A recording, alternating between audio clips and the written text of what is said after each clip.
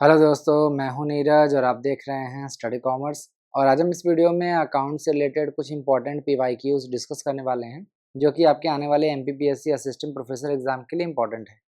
तो अब आइए डायरेक्टली क्वेश्चन डिस्कस करते हैं। पहला ही क्वेश्चन न्यूमेरिकल है। कुछ इंफॉर्मेशन दे रखा है आपको, जैसे करंट रेशियो दे रखा है 2.2:1, लिक्विडिटी रेशियो दे रखा है 1.5:1, नेट वर्किंग कैपिटल दे रखा है 36,000 और आपसे करंट एसेट पूछ रखा है। तो हमको क्या इंफॉर्मेशन दे रखा है, करंट रेशियो दे रखा है 2.2:1। तो करंट रेशियो का फॉर्मूला क्या होता है, current asset upon current liability, ये आपको पता है। यही आपको दे रखा है कि 2.2/1 या 1, यानी कि अगर करंट लायबिलिटी 1 है, x है, तो करंट एसेट क्या होगा, 2.2x होगा, यानी 2.2 बार ज़्यादा होगा। इसी तरीके से वर्किंग कैपिटल आपको दे रखा है 36,000। वर्किंग कैपिटल का फॉर्मूला क्या होता है, current asset minus current liability. तो हम यहाँ पे जो ऊपर की वैल्यू है उसको पुट कर सकते हैं। वर्किंग कैपिटल का मतलब क्या है, 36,000 जो यहाँ पे गिवन है। करंट एसेट को हम क्या मान सकते हैं, 2.2x टाइम 2.2x, और करंट लायबिलिटी को हम x मान लेते हैं। यहाँ ध्यान रखिएगा कि x क्या है, करंट लायबिलिटी। इसको सॉल्व कर लेंगे, 36,000 इज इक्वल टू 1.2x हो जाएगा। फिर x की वैल्यू निकालेंगे तो कितना होगा, 36,000 डिवाइड बाय 1.2। तो दशमलव हटाना है तो उतने से नीचे और उतने से ही ऊपर मल्टीप्लाई कर देंगे। तो 12 कम 12, 12 36। तो x की वैल्यू कितनी आ जाएगी, 30,000। ये x क्या यहाँ पे आया है हमारे पास, करंट लायबिलिटी। तो अगर मान लेते हैं करंट लायबिलिटी 30,000 है तो करंट एसेट कितना होगा, 2.2x टाइम ज़्यादा होगा। तो current asset is equal to क्या हो जाएगा, 2.2 मल्टीप्लाई बाई 30,000, कितना हो जाएगा, 66,000। ये आपका आंसर हो जाएगा। आप इसको क्रॉस चेक भी कर सकते हैं। Current ratio is equal to क्या होता है, current asset upon current liability. Current asset अभी आपने निकाला है 66,000, करंट लायबिलिटी कितना कैलकुलेट किया है, 30,000। 3 0 से 3 0 चला जाएगा, 30 से कम 30, 30 दूना 60, फिर पॉइंट लगा के फिर लेके जाएंगे, 30 दूना 60, 2.1, 2.2:1 वापस से आ गया। तो उम्मीद है आपको इतनी सारी चीज़ें समझ में आई होंगी। वापस से एक बार क्वेश्चन देखोगे आपको सारी चीज़ें समझ में आ जाएंगी। फिलहाल 1 का करेक्ट आंसर हो जाएगा सी, 66,000। अब आइए नेक्स्ट क्वेश्चन देखते हैं, इंटर प्रोसेस प्रॉफिट। आपसे क्वेश्चन में क्या पूछा है, inter process profit arises when output of one process, यहाँ पे ध्यान रखना, output of one process is transferred to another process at which price. तो देखिए क्वेश्चन आपसे पूछा गया है प्रोसेस कॉस्टिंग से, प्रोसेस कॉस्टिंग से क्वेश्चन पूछा गया और उसमें कह रहा है कि इंटर प्रोसेस प्रॉफिट जो है वो कब अराइज होता है, किस प्राइस पे अराइज होता है, जब एक जो प्रोसेस है वो दूसरे प्रोसेस में ट्रांसफर किया जाता है। मैं आपको एक एग्जांपल समझाता हूँ। सपोज कर लो कि एक फर्नीचर फैक्ट्री है जिसमें फर्नीचर बनाए जाते हैं और फर्नीचर को बनाने में टोटल 3 प्रोसेस का इस्तेमाल किया जाता है, प्रोसेस 1, प्रोसेस 2, प्रोसेस 3। तो यहाँ पे क्वेश्चन में कह रहा है कि जब हम एक प्रोसेस से दूसरे प्रोसेस में जाते हैं तो इन दोनों के बीच में एक प्रॉफिट होता है जिसे हम बोलते हैं इंटर प्रोसेस प्रॉफिट। जो यहाँ पे क्वेश्चन में पूछा है उसको किस प्राइस पे ले जाएंगे तभी ये इंटर प्रोसेस प्रॉफिट अराइज होगा। सपोज कर लेते हैं कि एक फर्नीचर फैक्ट्री है जो फर्नीचर बनाती है 3 प्रोसेसेस के थ्रू होके। पहले प्रोसेस में हो सकता है वो फर्नीचर बनाने के लिए लकड़ी लेती हो और उसे कट करती हो। मान लेते हैं कि प्रोसेस 1 में, यहाँ पे 1 लिख देता हूँ, प्रोसेस 1 में वो 1,000 रुपये खर्च करती हो। प्रोसेस 2 में वो क्या करती हो, सारे जो कटे हुए फर्नीचर हैं उसको असेंबल करती हो। तो यहाँ पे मान लेते हैं कि 1,200 रुपये खर्च होते हो। तो प्रोसेस 1 से प्रोसेस 2 में जाने में ये क्या करते हैं, 20% का प्रॉफिट मार्जिन ऐड कर देते हैं। ठीक है, यानी कि 1,000 रुपये का जो है वो खर्च था और 20% इसमें यानी 200 रुपये, यहाँ पे 200 रुपये लिख लेता हूँ मैं, ₹200 ये ऐड कर लिया जाता है। और प्रोसेस जो 3 है उसमें वो पेंट और पॉलिश करते हैं और वो फर्नीचर तैयार कर देते हैं। ठीक है, तो यहाँ पे आप देख रहे हो कि ये जो 200 रुपये चार्ज किया गया है, 1000 रुपये के प्रोडक्ट है, उसने लकड़ी को काटा और उसको दूसरे प्रोसेस में असेंबल किया फर्नीचर को, और 20% जो है वो प्रॉफिट मार्जिन उसने रख दिया। तो ये 20% प्रॉफिट, ये जो 200 रुपये अमाउंट है, इसी को हम इंटर प्रोसेस प्रॉफिट कहते हैं। हालांकि एक चीज़ ध्यान रखना कि इस स्टेज पे जो कंपनी है वो किसी फाइनल कंज्यूमर को प्रोडक्ट नहीं बेच रही है, लेकिन वो ये मान के चलती है कि प्रोसेस ए से प्रोसेस बी की तरफ, जो प्रोसेस 1 है और प्रोसेस 2 है, उसमें उसने प्रोडक्ट को बेच दिया है, ऐसा वो मान के चलती है। और कंपनी जो है वो कॉस्ट प्लस या प्रॉफिट मार्जिन को क्यों ऐड करती है वो भी ध्यान रखिए। जब कंपनी चाहती है कि हर एक प्रोसेस का जो परफॉर्मेंस है उसको सेपरेटली मेजर किया जाए, तो उस समय पे हम प्रॉफिट मार्जिन का इस्तेमाल करते हैं, या फिर हम जो प्रोसेसेस हैं उनकी एफिशिएंसी, प्रॉफिटेबिलिटी को मेजर करना चाहते हैं हर प्रोसेस पे, तब हम इसका इस्तेमाल करते हैं। या फिर जब हम हर एक स्टेज पे जो प्रोडक्शन का स्टेज होता है उसमें रिस्पॉन्सिबिलिटी क्रिएट करना चाहते हैं, तभी इस तरीके का प्रॉफिट मार्जिन हम इस्तेमाल करते हैं। तो जब इंटर प्रोसेस प्रॉफिट होता है, अराइज होता है, तब जो हमारा जो प्राइस होता है वो होता है कॉस्ट प्लस प्रॉफिट प्राइस, जिसको हम प्रॉफिट मार्जिन भी कहते हैं। यहाँ पे ध्यान रखना कि जब हम प्रोसेस कॉस्टिंग पढ़ते हैं तो उसमें हम इंटर प्रोसेस प्रॉफिट पढ़ते हैं, और ये इंटर प्रोसेस प्रॉफिट जो होता है वो कॉस्ट प्लस प्रॉफिट प्राइस पे रखा जाता है। जब एक प्रोसेस से दूसरे प्रोसेस पे हम जाते हैं तो हम कॉस्ट के साथ प्रॉफिट प्राइस को भी ऐड कर लेते हैं। जैसे हमने 1000 रुपये हमारा जो प्रोसेस 1 में खर्च हुआ, इसमें हमने प्रॉफिट मार्जिन ऐड कर लिया।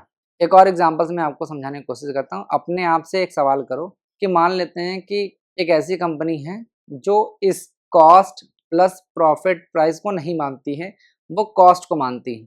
तो मान लेते हैं कि स्टेज 1 पे 1000 का जो कॉस्ट लगा, स्टेज 2 पे 1000 का कॉस्ट लगा, स्टेज 3 पे 1000 का कॉस्ट लगा। तो तीनों पे हमें कहीं पे भी इंटर प्रोसेस प्रॉफिट नज़र आ रहा है? नहीं आ रहा है, क्योंकि जब हम ट्रांसफ़र करते हैं एट कॉस्ट प्राइस तो कोई भी प्रॉफिट नहीं होता है। लेकिन जब हम कॉस्ट प्लस प्रॉफिट पे करते हैं तो प्रॉफिट वहाँ पे क्रिएट होता है। जैसे यहाँ पे 200 रुपये का प्रॉफिट आपको क्रिएट होते नज़र आ रहा है। तो एक चीज़ ध्यान रखना है in process costing, inter process profit arises when the output of one process is transferred to the next at a price that include a profit margin, या जिसको बोलते हैं कॉस्ट प्लस प्रॉफिट प्राइस। उम्मीद है आपको समझ में आ गया होगा। सेकंड का करेक्ट आंसर हो जाएगा ए, कॉस्ट प्लस प्रॉफिट प्राइस। अब आइए नेक्स्ट क्वेश्चन देखते हैं। Which of the following is a basic accounting equation. आपको अकाउंटिंग इक्वेशन दिया गया है और आपको बताना है कौन सा अकाउंटिंग इक्वेशन है। तो मैंने आपको कई बार पढ़ाया है accounting equation, A is equal to C plus L, ये बेसिक अकाउंटिंग है। उसके बाद क्या होता है, C is equal to A minus L, और एल इज इक्वल टू क्या होता है, ए माइनस सी। इसी फॉर्मूला को हम पुट करके देख लेंगे। जैसे यहाँ पे एसेट है तो एसेट की वैल्यू मान लेते हैं कि 1.5 लाख है, एक हाइपोथेटिकल एग्जांपल से मैं आपको बताता हूँ। और कैपिटल मान लेते हैं कि 1 लाख है, लायबिलिटी मान लेते हैं 50,000 है। तो asset is equal to C plus L, ये देखिए एकदम सही बैठ रहा है। तो ये जो बेसिक अकाउंटिंग इक्वेशन है। दूसरा देख लेते हैं, कैपिटल प्लस लायबिलिटी मैंने asset is equal to 0। Capital अभी मैंने कितने माना है, 1 लाख रुपए, लायबिलिटी मैंने अज्यूम किया है 50,000, और एसेट कितना है 1.5 लाख। तो ये कितना आ रहा है, 0 आ रहा है, ये भी सही है। नेक्स्ट देख लेते हैं, एसेट हमने कितना माना है 1.5 लाख, लायबिलिटी हमने कितना माना है 50,000, कैपिटल हमने कितना माना है 1 लाख। ये भी सॉल्व कर लो, ये भी कितना आ रहा है 0 आ रहा है। आप इस फॉर्मूला को भी फॉलो कर सकते हो, सिर्फ आपको एक वैल्यू पुट करके वेरीफाई करना है कि जो आप कह रहे हो वो सही है या नहीं। तो फिलहाल थर्ड का करेक्ट आंसर हो जाएगा D, all of the above. अब बढ़ते हैं आगे। नेक्स्ट है रियलाइजेशन अकाउंट इज। तो आपको पता है रियलाइजेशन अकाउंट जो है वो एक नॉमिनल अकाउंट है। आपको पता है कि रियलाइजेशन अकाउंट जो है वो प्रॉफिट और लॉस को कैलकुलेट करने के लिए बनाया जाता है ड्यूरिंग डिसोल्यूशन, आपको पता ही है। और इसे हम नॉमिनल अकाउंट की कैटेगरी में क्लासीफाई करते हैं। तो फोर्थ का करेक्ट आंसर हो जाएगा ए। इसमें कुछ बताने जैसा नहीं है, मैंने आपको गोल्डन रूल्स पढ़ा रखा है। अगर आपने नहीं देखा है तो आप आई बटन पर क्लिक करके देख सकते हो, या डिस्क्रिप्शन में भी आपको उसका लिंक मिल जाएगा। अब आइए नेक्स्ट क्वेश्चन देखते हैं। Consider the following items. आपको कुछ इन्फॉर्मेशन दे रखा है, जैसे debentures, accrued interest, prepaid rent, bank overdraft. और आपसे क्वेश्चन में कह रहा है which of them are current liabilities, आपको करंट लायबिलिटीज बताना है। तो एक एक करके इवेल्युएट कर लेते हैं। पहला है डिवेंचर्स, तो ये आपका नॉन करंट लायबिलिटी है, ठीक है। तो यहाँ करंट पूछा है तो ए हो ही नहीं सकता, तो जिस भी ऑप्शन में ए है इसको आप एलिमिनेट कर दीजिए। नेक्स्ट है अक्रूड इंटरेस्ट, तो चूंकि क्वेश्चन में सिर्फ ये कह रहा है कि अक्रूड इंटरेस्ट है और स्पेसिफाई नहीं कर रहा है कि ये पेबल है या रिसीवेबल है, तो अभी हम इसको होल्ड पे कर देते हैं, इसको रोक देते हैं। नेक्स्ट है प्रीपेड रेंट, तो ये आपका करंट एसेट है, जबकि क्वेश्चन में आपको करंट लायबिलिटी पूछा है, तो ये भी नहीं होगा। जिस भी ऑप्शन में सी है उसको हटा दीजिए। नेक्स्ट है बैंक ओवरड्राफ्ट, तो ये आपका करंट लायबिलिटी है। बैंक ओवरड्राफ्ट का क्या मतलब है कि आप आपके बैंक अकाउंट में जितना डिपॉजिट है उससे आप एक्सेस अमाउंट विड्रॉ कर रहे हो। जैसे मान लेते हैं कि आपके अकाउंट में 40,000 है, लेकिन आप बैंक से 60,000 रुपीज़ विड्रॉ कर रहे हो, यानी कि 20,000 रुपीज़ जो है वो आप एक्सेस विड्रॉ कर रहे हो। तो ये आपकी लायबिलिटी है, आपको दोबारा उसको पे करना ही पड़ेगा, आपने एक्सेस अमाउंट विड्रॉ किया है बैंक से, तो ये आपका करंट लायबिलिटी हो जाएगा। तो पूछा है आपसे कि दिए गए ऑप्शन में से कौन सा करंट लायबिलिटी है, तो बैंक ओवरड्राफ्ट ही आपका करंट लायबिलिटी है। तो फिफ्थ का करेक्ट आंसर हो जाएगा बी, फोर्थ। अब आइए नेक्स्ट क्वेश्चन देखते हैं, विच type of application software is tally. आपको बताना है कि टैली जो है वो किस तरीके का सॉफ्टवेयर है। तो टैली आपको पता है ये अकाउंटिंग सॉफ्टवेयर है, अकाउंटिंग पैकेज है, तो करेक्ट आंसर हो जाएगा सी, अकाउंटिंग पैकेज। टैली से क्वेश्चन काफ़ी पूछे गए हैं, मैं आपको आगे भी बताऊंगा। स्टैटिस्टिकल पैकेज आपको पता है, मैंने आपको रिसर्च में पढ़ाया था कि SPSS जो statistical package for social sciences, ये जो SPSS जो है वो एक स्टैटिस्टिक पैकेज है। स्प्रेडशीट पैकेज आपको पता ही होगा, माइक्रोसॉफ्ट एक्सेल, ये आपका स्प्रेडशीट पैकेज है। इसी तरीके से वर्ड प्रोसेसिंग पैकेज होता है जो कि है MS वर्ड। MS वर्ड क्या है? Word processing package. तो ये आपको याद होना चाहिए। फिलहाल 6 का करेक्ट आंसर हो जाएगा सी, अकाउंटिंग पैकेज। अब आइए नेक्स्ट क्वेश्चन देखते हैं। आपको कुछ इंफॉर्मेशन दे रखा है, जैसे फिक्स कॉस्ट जो है वो 40,000 है, वेरिएबल कॉस्ट 1,40,000 है, सेल्स 2 लाख है, 10% इंटरेस्ट दे रखा है on loan of rupees 1 lakh, 1 lakh पे 10% इंटरेस्ट दे रखा है, और आपको क्वेश्चन पूछा है कंबाइंड लेवरेज बताना है। तो कंबाइंड लेवरेज का फॉर्मूला क्या होता है? कंट्रीब्यूशन अपॉन EBT, ये फॉर्मूला आपको पता होना चाहिए। तो एक बार हम वैल्यूज पुट कर देते हैं। सेल्स कितना दे रखा है? 2 लाख। सेल्स में से माइनस हम करते हैं वेरिएबल कॉस्ट। वेरिएबल कॉस्ट कितना है? 1,40,000। कितना हो जाएगा? 60,000। ये 60,000 क्या होगा आपका? कंट्रीब्यूशन हो जाएगा। कंट्रीब्यूशन में से फिक्स कॉस्ट माइनस करते हैं, ये दे रखा है 40,000, यहाँ पे देखिए दे रखा है, कितना हो जाएगा? 20,000। 20,000 क्या आ गया आपका? EBIT, earning before interest and tax, या इसको हम सिंपली प्रॉफिट भी कह सकते हैं। अब इसमें से हम माइनस करेंगे इंटरेस्ट। इंटरेस्ट 10% दे रखा है ऑन 1 लाख, तो 1 लाख का 10% कितना होगा? 10,000। तो ये कितना हो जाएगा? 10,000। और भी कोई इंफॉर्मेशन नहीं है, ये आपका क्या हो जाएगा? EBT, earning before tax. Interest तो ऊपर हो गया, तो अर्निंग बिफोर टैक्स। कंट्रीब्यूशन हमने निकाला है 60,000, EBT हमारा 10,000 है, तो 4 जीरो से 4 जीरो नीचे ऊपर कट गया, तो कंबाइंड लेवरेज कितना आ गया? 6।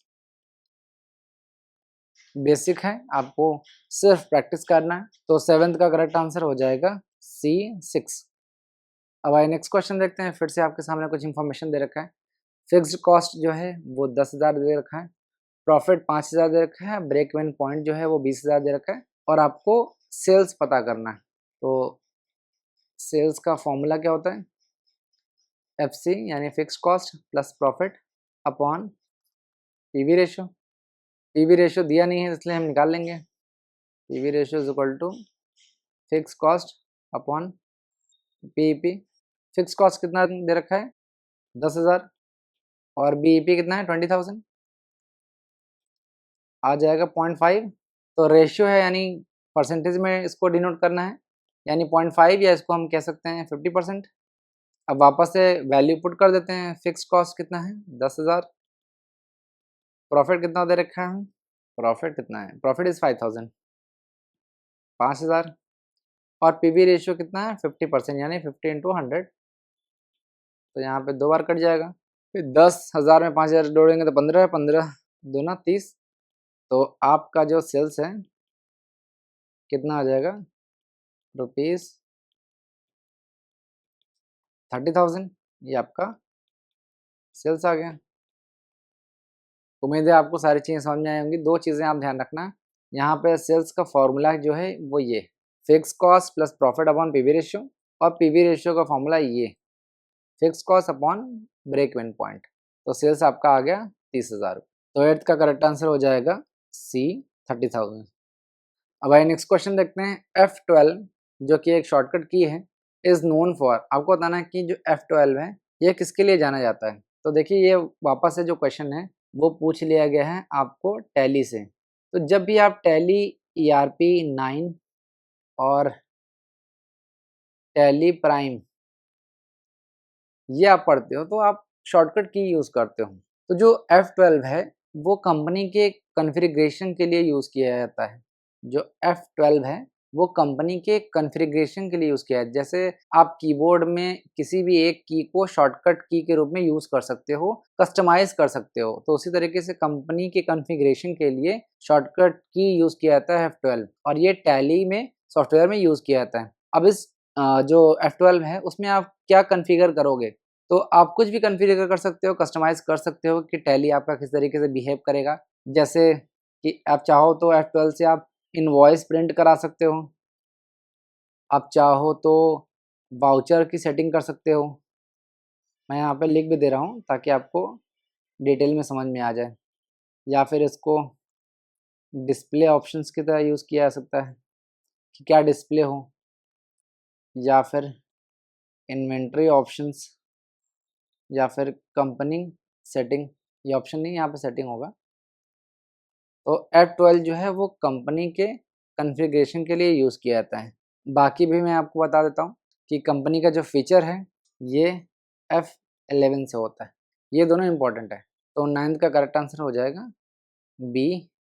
अब आइए नेक्स्ट क्वेश्चन देखते हैं। In which type of voucher credit sales is recorded in Tally. जब आप टैली सॉफ्टवेयर देखते हो तो उसमें आपको बताना है कि कौन सा वाउचर है जिसमें क्रेडिट सेल्स को रिकॉर्ड किया जाता है। तो एक एक करके ऑप्शंस को इवेलुएट कर लेते हैं। पहला है F5। तो देखिए F5 जो है वो पेमेंट के लिए होता है, सही बात है। जब भी आप कैश या बैंक पेमेंट करते हैं तो वहाँ पे F5 का इस्तेमाल करते हैं जो कि पेमेंट के लिए होता है। F6 जो है वो रिसीट के लिए होता है, चाहे कैश या बैंक रिसीट हो, दोनों के लिए F6 का इस्तेमाल किया जाता है। F7 जो है वो जर्नल के लिए होता है, यानी इसमें हम एडजस्टमेंट एंट्रीज जो होती हैं वो करते हैं। F8 जो है वो सेल्स के लिए होता है, चाहे आपका कैश सेल्स हो चाहे क्रेडिट सेल्स हो। यहाँ पे मैं सेल्स लिख दे रहा हूँ। तो क्रेडिट या कैश सेल्स के लिए हम F8 का इस्तेमाल करते हैं। एक और मैं आपको बताता हूँ F9। F9 जो है वो परचेस के लिए इस्तेमाल किया जाता है, चाहे कैश हो चाहे क्रेडिट हो। तो यहाँ पे क्वेश्चन में क्या पूछा है कि क्रेडिट सेल्स के लिए कौन सा टाइप का वाउचर हम इस्तेमाल करते हैं, तो वो है F8 जो कि है सेल्स, जिसमें हम क्रेडिट और कैश सेल्स का इस्तेमाल करते हैं। तो 10th का करेक्ट आंसर हो जाएगा डी। अब बढ़ते हैं आगे। In case of joint products the cost incurred up to a point where individual product can be identified is called. Question देखिए बहुत ही कॉम्प्लिकेटेड है, इसको पहले ब्रीफली समझ लेते हैं। पहले बात समझते हैं कि जॉइंट प्रोडक्ट क्या होता है। देखिए जब हम 2 या 2 से अधिक प्रोडक्ट प्रोड्यूस करते हैं एक साथ from the same raw material and process, तो उसे हम जॉइंट प्रोडक्ट कहते हैं। जैसे मान लेते हैं कि एक जॉइंट प्रोडक्ट है मिल्क, इससे हम 3 चीज़ें बना रहे हैं। दूध से हम बटर भी बना रहे हैं, चीज़ भी बना रहे हैं, और सपोज कर लो कि क्रीम भी बना रहे हैं। तो ये क्या होगा, एक जॉइंट प्रोडक्ट होगा। क्वेश्चन में कह रहा है कि in case of joint product the cost incurred up to a point where individual product can be identified is called. तो देखो क्वेश्चन में ये कह रहा है कि हम ये जो जॉइंट प्रोडक्ट है इसका इस्तेमाल हम करते हैं 3 अलग अलग चीज़ों को बनाने में। तो जब तक चीज़ें अलग अलग आइडेंटिफाइड नहीं हो जाती हैं तब तक जो एक साथ हम खर्चा कर रहे हैं उसे हम क्या बोलेंगे। एक एग्जांपल समझाता हूँ। सपोज कर लो कि एक डेयरी है जो कि टोटल 1000 जो लीटर है वो प्रोसेस करती है, प्रोसेस करके वो बटर बना लेती है, चीज़ बना लेती है और क्रीम बना लेती है। मान लेते हैं कि इसका खर्चा यहाँ पे जोड़ देते हैं, जो कॉस्ट है मिल्क कॉस्ट जो है मान लेते हैं 40,000 है, लेबर जो है वो 10,000 ₹10,000 का लेबर कॉस्ट हो रहा है, फैक्ट्री ओवरहेड जो है वो 5,000 का है। तो टोटल खर्चा कितना यहाँ पे हो जा रहा है रुपीज़ 55,000। तो 55,000 रुपीज़ जो है ये खर्च हो रहा है और इसे हम क्या बोलेंगे, इसे हम बोलते हैं जॉइंट कॉस्ट।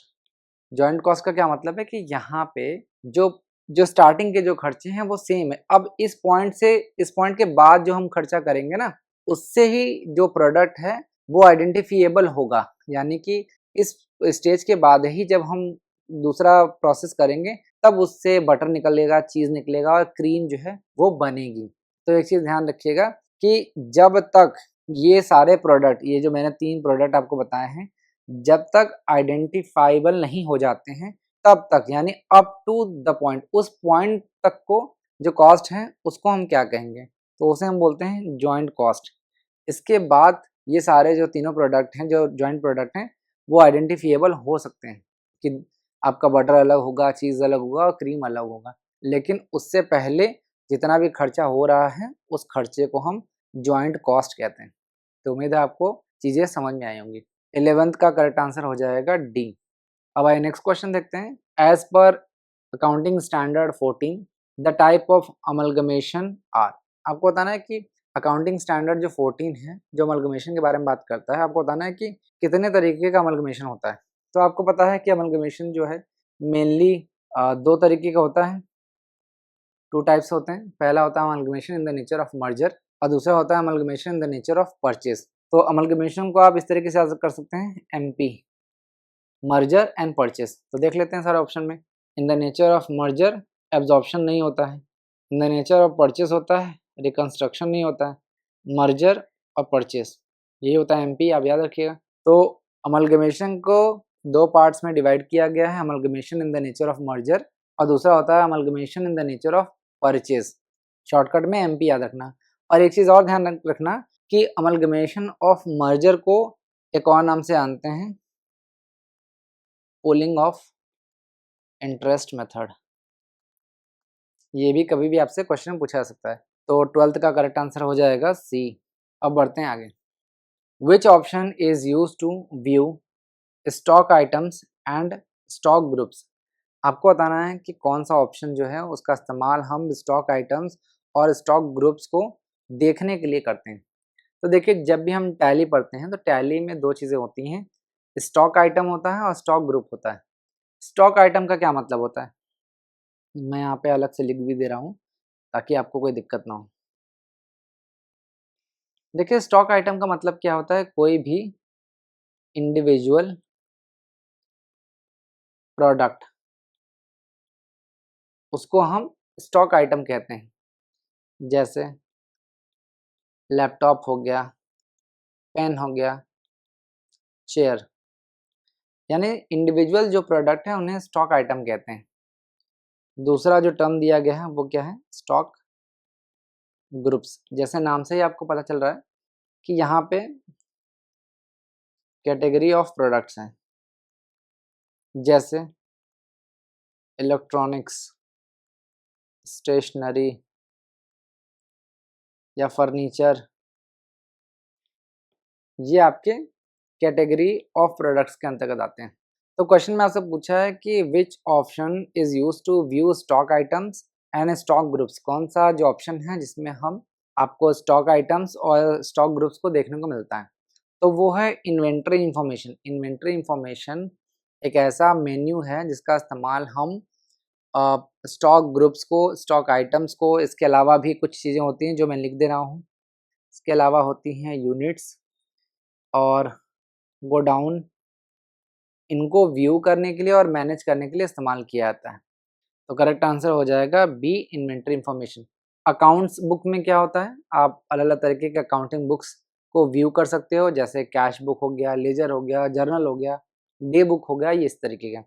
और स्टैट्यूटरी बुक जो है वो यूज़ किया जाता है स्टैट्यूटरी रिपोर्ट को देखने के लिए, जैसे जीएसटी रिलेटेड बुक हो गया या कोई रजिस्टर हो गया इस तरीके का। और डिस्प्ले का इस्तेमाल किया जाता है रिपोर्ट्स को देखने के लिए। तो 13th का करेक्ट आंसर हो जाएगा बी। अब बढ़ते हैं आगे। Marginal cost of capital is the cost of, आपको बताना है कि मार्जिनल कॉस्ट ऑफ कैपिटल क्या होता है। तो marginal cost of capital is the cost of obtaining additional fund. Marginal cost of capital क्या होता है, वो ऐसी कॉस्ट होता है जो कि हम एक एडिशनल फंड को एक्वायर करने में खर्च करते हैं। सपोज कर लो कि एक कंपनी है जिसकी एग्जिस्टिंग जो कैपिटल है वो 50 लाख रुपए है, ये आपकी एग्जिस्टिंग कैपिटल है ईसी, और वो उसे एक एडिशनल फंड की ज़रूरत है। सपोज कर लो कि उसे 10 लाख रुपए और चाहिए, और इस 10 लाख को एक्वायर करने में उसे 12% इंटरेस्ट पे करना पड़ रहा है पर ईयर। तो ये जो 12% है इसी को हम बोलेंगे कि मार्जिनल कॉस्ट ऑफ कैपिटल, यानी marginal cost of capital is the cost of additional fund. अगर हम एडिशनल फंड को एक्वायर करना चाहते हैं तो जो एडिशनली हम खर्चा करते हैं उसी को हम मार्जिनल कॉस्ट ऑफ कैपिटल कहते हैं। तो उम्मीद है आपको ये चीज़ समझ में आ गई होंगी। तो 14th का करेक्ट आंसर हो जाएगा सी। अब बढ़ते हैं आगे। फिर से आपके सामने कुछ इन्फॉर्मेशन दे रखा है, जैसे अर्निंग्स बिफोर टैक्स जिसको हम बोलते हैं ईबीटी। ईबीटी दे रखा है 45 लाख रुपए। ऑपरेटिंग फिक्स कॉस्ट दे रखा है आपको 30 लाख रुपए, और इंटरेस्ट दे रखा है 15 लाख। आपसे क्वेश्चन पूछा है ऑपरेटिंग लेवरेज। तो ऑपरेटिंग लेवरेज का फॉर्मूला क्या होता है, कंट्रीब्यूशन अपॉन ईबीआईटी, ये फॉर्मूला होता है। एक बार मैं आपको बना के भी दिखाता हूँ। सबसे पहले हम सेल्स लिखते हैं, सेल्स में से हम वेरिएबल कॉस्ट माइनस करेंगे, जो भी वैल्यू आएगी उसे हम क्या बोलेंगे, कंट्रीब्यूशन। कंट्रीब्यूशन में से हम फिक्स कॉस्ट माइनस करते हैं, जो भी वैल्यू आएगी उसे हम क्या बोलते हैं, ईबीआईटी।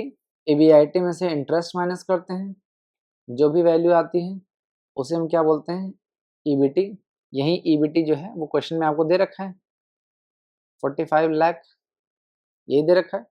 ईबीटी में से फिर टैक्स माइनस करते हैं, टैक्स माइनस करके जो भी वैल्यू आता है इसको बोलते हैं अर्निंग आफ्टर टैक्स, ईएटी। समझ में आ रहा है। तो इंटरेस्ट आपको यहाँ पे दे रखा है 15 लाख, ये आपको गिवन है। तो एक चीज ध्यान रखो कि जो ऊपर का जो पोर्शन होता है इसमें हम माइनस करते हैं नेगेटिव, और नीचे का जो पोर्शन होता है यहाँ पे हम पॉजिटिव यानी प्लस करते हैं। ये मैंने आपको पिछले वीडियोस में बताया हुआ है। तो यहाँ पे हम देख रहे हैं कि क्वेश्चन में हमको ईबीटी दिया हुआ है, ईबीटी दिया हुआ ना 45 लाख रुपए। तो हमें क्या निकालना है, ईबीआईटी निकालना है। ईबीआईटी ऊपर है तो हम नीचे से ऊपर जाएंगे तो क्या करेंगे, प्लस करेंगे। तो 15 लाख प्लस 45 लाख करेंगे तो कितना हो जाएगा, 60 लाख।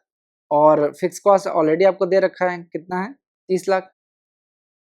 तो ऊपर जाएंगे तो प्लस करेंगे तो कंट्रीब्यूशन कितना हो जाएगा, 90 लाख। जब हम नीचे से ऊपर जाएंगे तो हम प्लस करते हुए जाएंगे, ऊपर से नीचे आएंगे तो माइनस करते हुए जाएंगे, ये चीज़ आपको पता है। तो हमने कंट्रीब्यूशन निकाल दिया, कंट्रीब्यूशन हमने कितना निकाल दिया, 90 लाख। और ईबीआईटी हमने कितना निकाल दिया, 60 लाख। 6 एकम 6 5 30 1.5। तो आपका ऑपरेटिंग लीवरेज कितना आ गया, 1.5। समझ में आया आपको। जब हम ऊपर से नीचे आएंगे तो माइनस करेंगे, और नीचे से ऊपर जाएंगे तो हम प्लस करते हुए जाएंगे। उम्मीद है आपको सारी चीज़ें समझ में आई होगी। नहीं आया तो एक बार और वापस से देख लेना, आपको सारी चीज़ें समझ में आ जाएंगी। फिलहाल 15th का करेक्ट आंसर हो जाएगा ए 1.5। अब बढ़ते हैं आगे। फिर से आपके सामने एक न्यूमेरिकल दे रखा है। क्वेश्चन में कह रहा है P and Q R partners sharing profit and loss in the ratio 5:3। देखो पी और क्यू दो पार्टनर हैं, ये 5:3 के रेशियो में बांट रहे हैं।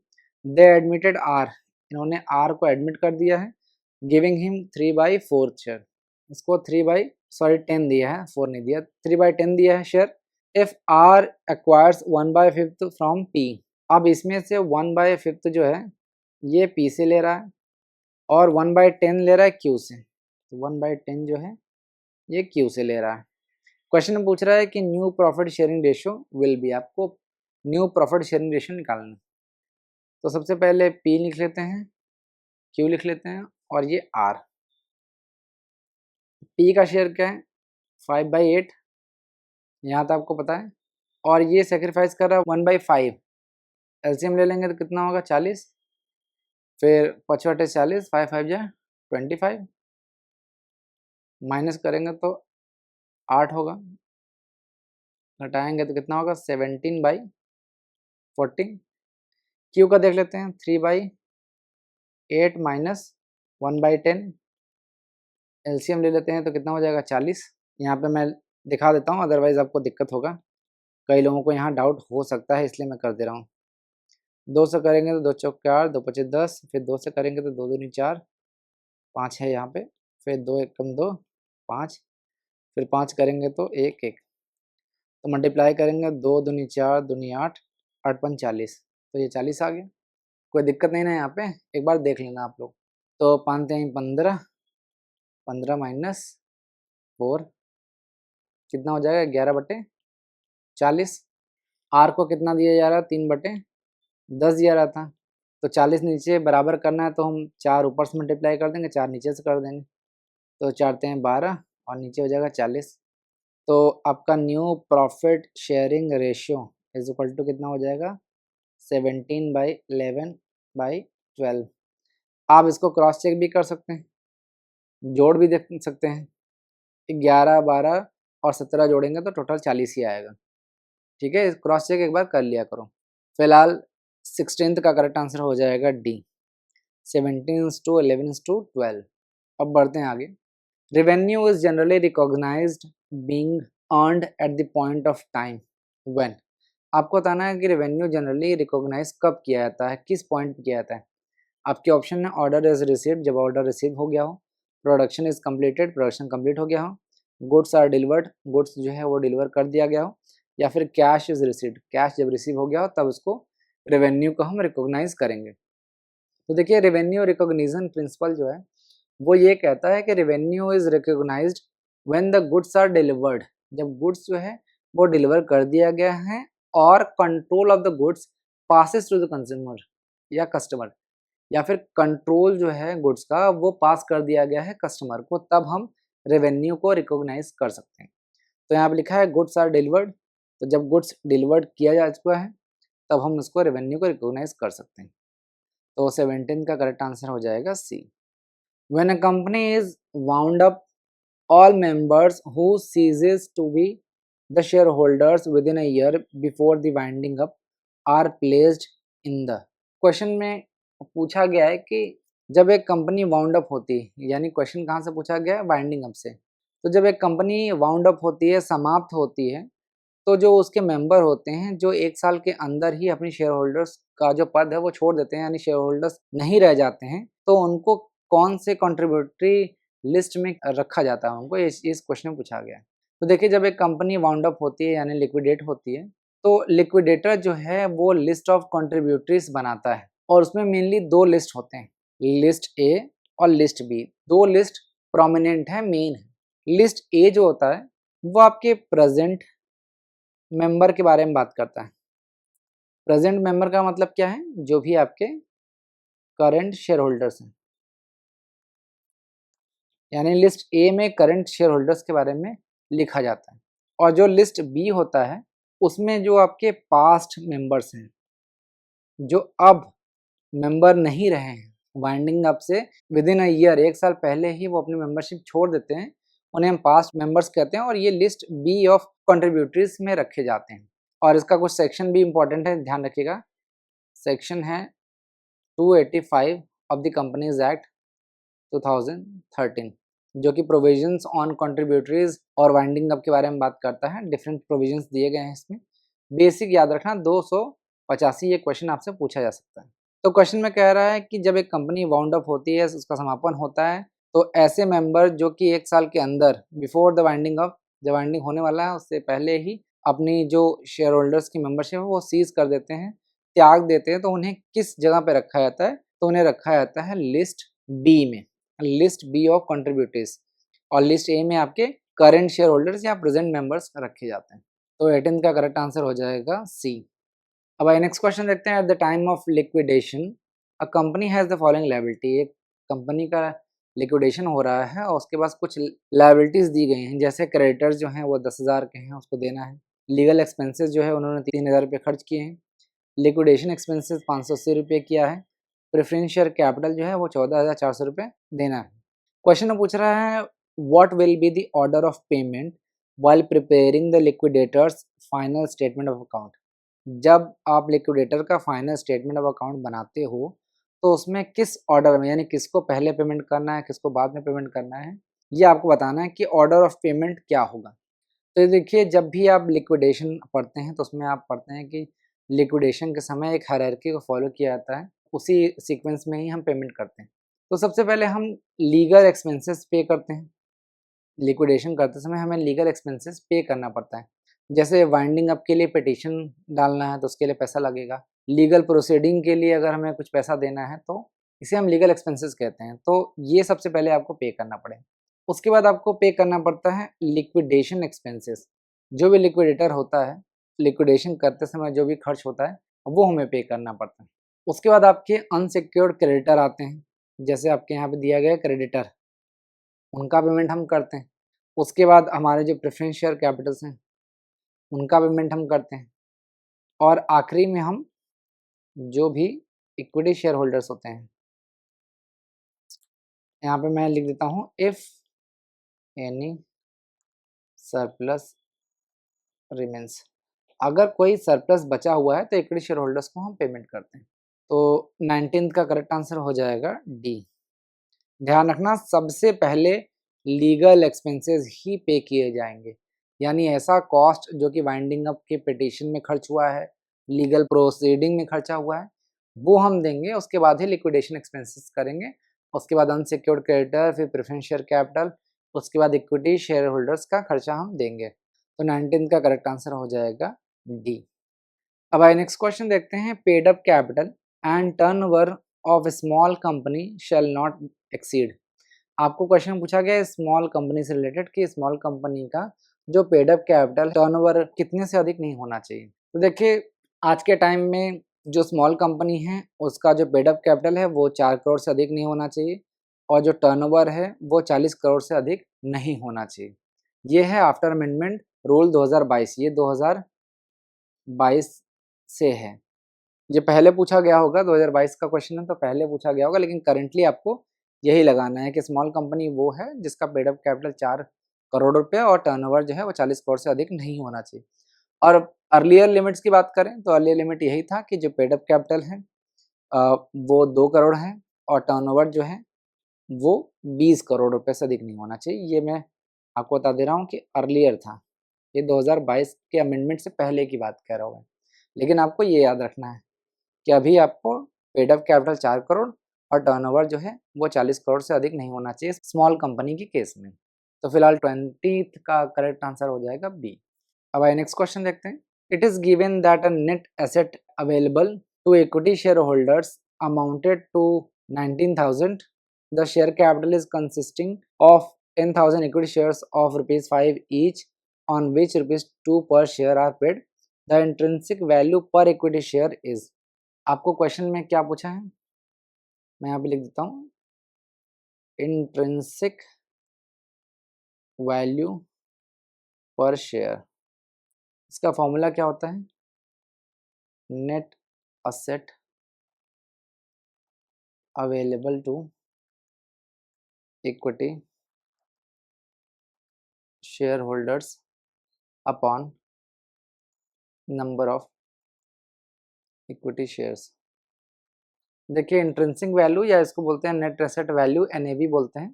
तो intrinsic value per share is the value of one equity share based on the company's net asset available to equity shareholders. तो कंपनी का जो नेट एसेट जो अवेलेबल है इक्विटी शेयर होल्डर्स के लिए, वो क्वेश्चन में दिया गया है कि वो कंपनी के पास 90,000 रुपये है और नंबर ऑफ इक्विटी शेयर्स कितने हैं? 10,000 है। तो इससे डिवाइड कर देंगे तो इंट्रिंसिक वैल्यू पर शेयर कितना हो जाएगा? ₹9। ये आपका आंसर आ जाएगा। तो ये फॉर्मूला बहुत इंपॉर्टेंट है, ये ध्यान रखना। तो 21 का करेक्ट आंसर हो जाएगा बी। अब आइए आज का लास्ट क्वेश्चन देखते हैं। इन case of a company limited by guarantee the liability of the members can be enforced. देखिए क्वेश्चन में कह रहा है इन case of company limited by guarantee, company है लिमिटेड बाय गारंटी में उसके जो मेंबर है उनकी लायबिलिटी कब इंकर्ड होगी या कब उसको इन्फोर्स किया जा सकता है। तो देखिए ऐसी कंपनी जिसमें सदस्य ये वादा करते हैं कि अगर भविष्य में कंपनी बंद हो जाएगी और उसके पास जो लोन है या कर्ज है उसको चुकाने के लिए उसके पास पैसा नहीं होगा, तो उस टाइम पे एक निश्चित जो अमाउंट है वो मेंबर्स जो हैं वो पे करेंगे। लेकिन इसकी ये शर्त है कि जब कंपनी बंद हो जाएगी, यानी जब वाइंडिंग अप होगा तभी जो कंपनी लिमिटेड बाय गारंटी हैं उसके जो मेंबर्स हैं तभी वो पेमेंट करेंगे। यानी कि जो कंपनी के जो मेंबर्स की जो लायबिलिटी है वो तब नहीं होगी जब कंपनी के जो ऑपरेशंस हैं वो नॉर्मली ऑपरेट हो रहा होगा। It becomes enforceable only at the time of winding up. एक चीज ध्यान रखना है, in company limited by guarantee members agree to contribute a fixed amount called guarantee amount only if company is wound up. तो question में कह रहा है इन्फोर्स कब होगा? तभी होगा जब कंपनी वाइंड अप होगी, तभी ये इनकी लायबिलिटी बनेगी, अदरवाइज लायबिलिटी नहीं बनेगी। कंपनी बंद होगी तभी ये अपना पेमेंट करेंगे, अदरवाइज पेमेंट नहीं करेंगे। तो 20 सेकंड का करेक्ट आंसर हो जाएगा ए। अगर आपको इस लेक्चर का पीडीएफ डाउनलोड करना है तो आप हमारे टेलीग्राम चैनल को ज्वाइन कर सकते हैं। टेलीग्राम को ज्वाइन करने के लिए आपको डिस्क्रिप्शन में लिंक दिया गया होगा, या फिर इस क्यूआर कोड को भी स्कैन करके हमें ज्वाइन कर सकते हैं और फ्री पीडीएफ डाउनलोड कर सकते हैं।